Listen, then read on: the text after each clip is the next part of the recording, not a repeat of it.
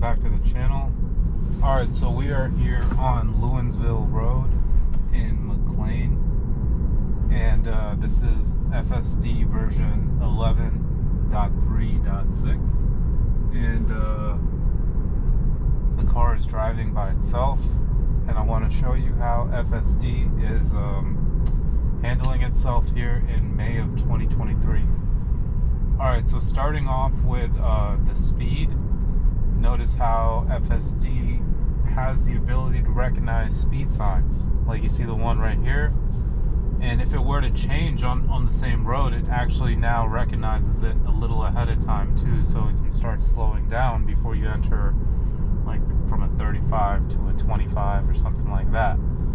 And steering, here we go. As you can see, the car steers itself. You know, it's not perfect, but it's really good. There are certain lines that can trip it up. You know, there are certain variables that will always come into play. But if things are looking perfect, you know, auto steer works really well. But keep in mind that disclaimer, you know, no two drives are the same. Prove me wrong. No, I'm just kidding. But really, like every time I even go down the same road, it's not going to be the same exact drive, because anything can change.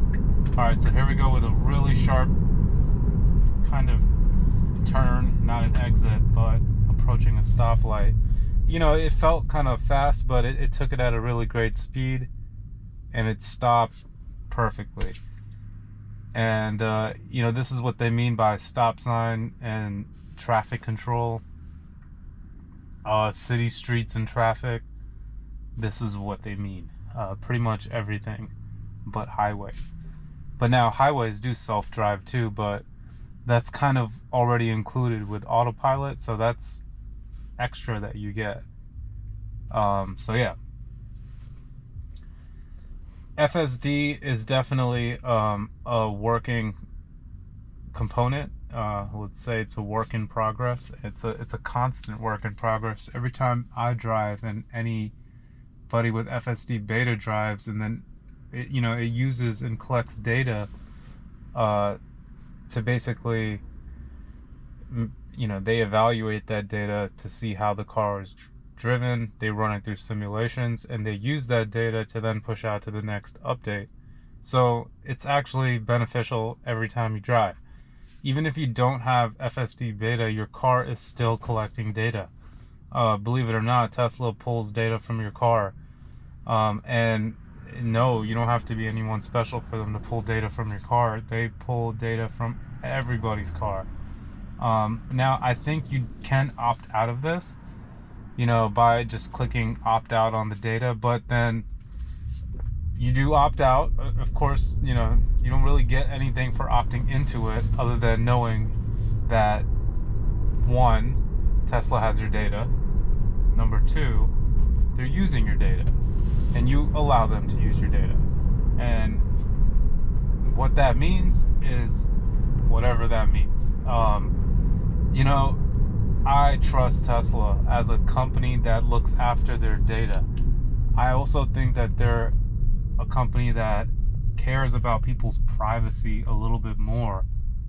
But now, keep in mind, there's nothing perfect in this world. You know, like, for example, like the best company in the world can hire people that maybe one day make good decisions, and then one day they might get curious and tap into people's videos and see what's going on, and for whatever reason, you know, not saying that this occurs, and I'm not even trying to like cause any like theories that this occurs, but just know that this is possible.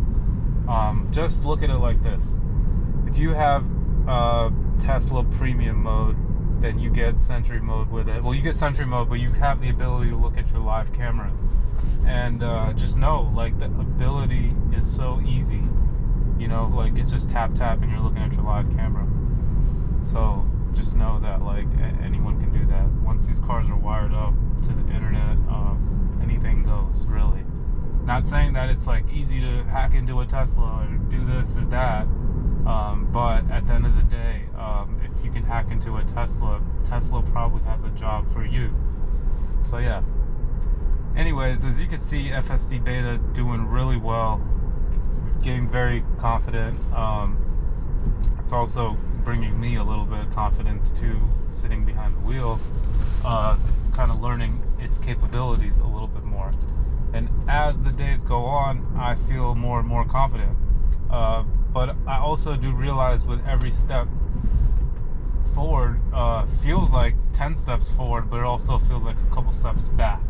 So it's interesting to say, though. I tend to like I said, like no two drives are the same. Like I had like issues before on certain drives, and then like the next day it didn't happen. So you know, it's hard to just like kind of like judge a version or a new build off of one drive. I think what you really got to do is see it put in lots of situations and then see how it reacts. Alright, so yeah, that's going to be like kind of my PSA and tips for FSD. Any new drivers or anyone new to the program, be cautious. Look at this situation here where we got the two black lines in the middle with the double yellow line, and good job FSD for figuring this one out. Let's see what it does here.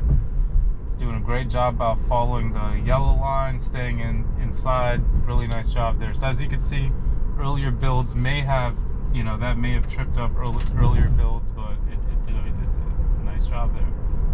Alright, well, hit that like button if you guys enjoyed this video. Hopefully you did. Gonna be bringing you some more Tesla FSDbeta 4K content, so hit that subscribe button. Yeah, hope you have a great rest of your day.